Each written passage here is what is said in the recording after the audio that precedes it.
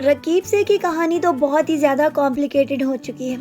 ایک طرف تو امیرہ نے سب کے سامنے یہ ڈسکلوز کر دیا تھا کہ وہ اپنے آپ کو مقصود صاحب کی سکینہ سمجھتی ہے اور ان سے بے پناہ محبت کرتی ہے۔ حاجرہ بیگم اس کا یہ سب کچھ سننے کے بعد بہت زیادہ غصے میں آ گئی تھی اور یہ بھی فیصلہ کر چکی تھی کہ وہ امیرہ کو اب سے ہاسٹل بھجوا دیں گی۔ لیکن امیرہ نے جب یہ سنا تو اس کے بعد اس نے فیصلہ کر لیا کہ وہ مقصود صاحب کے نام پر ہی اپنی زندگی دے دے گی۔ اسی لیے تو اپنی نس کاٹ کر اس نے مرنے کی بھی کوشش کی تھی اور سارے گھر والے اس بات کے اوپر بہت زیادہ پریشان تھے کہ امیرہ دماغی طور پر کس حد تک جا چکی ہے۔ وہ مقصود صاحب کا اور اپنا ایج ڈفرنس کیوں نہیں مان رہی، وہ کیوں اپنے آپ کو سکینہ سمجھتی ہے۔ اس کے بعد تو حاجرہ بیگم اور سکینہ دونوں کا ہی برا حال تھا، کیونکہ وہ تو کبھی یہ امیجن بھی نہیں کر سکتے تھے کہ امیرن اس حد تک بے وقوفی کر سکتی ہے۔ اسی لیے تو حاجرہ بیگم سکینہ کو سمجھانے کی کوشش کر رہی تھی کہ مقصود صاحب سب کچھ ٹھیک کر لیں گے، لہٰذا ان پر چھوڑ دیا جائے۔ مقصود صاحب تو ان دونوں کے بارے میں بھی جانتے ہیں اور اس کے ساتھ ساتھ وہ یہ بھی جانتے ہیں کہ وہ امیران سے کبھی بھی شادی نہیں کر سکتے۔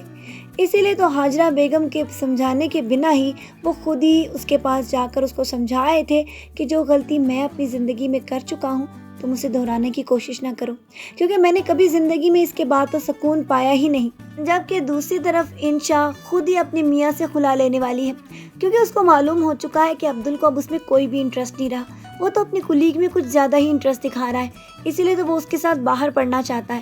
پہلے تو اس کی ساری پلاننگز اپنی بیوی انشا کے ساتھ ہی تھی، لیکن اس جیسا گریڈی انسان اب ترقی حاصل کرنے کے لیے ایک نئی سیڑھی کا استعمال کرنے والا ہے۔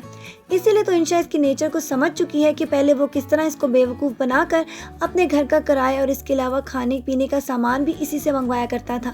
اسی لیے اب یہ فیصلہ کر چکی ہے کہ ایسے بے وفا انسان کے ساتھ مزید زندگی برداشت کرنے کی بجائے اسے چھوڑ دیا جائے۔ اسی لیے تو وہ کاشف کے پاس جا کر اب خلا نامہ بھی دائر کروا رہی ہیں تاکہ اس سے طلاق لے کر اپنی زندگی کو پھر سے نئے ڈھنگ سے شروع کیا جائے۔ اب دیکھنا یہ ہے کہ آیا انشا اپنی زندگی کا فیصلہ اپنے ہاتھ سے کرتی ہے یا پھر اس کے گھر والے اس کی زندگی میں پھر سے عبدل کو لے آئیں گے۔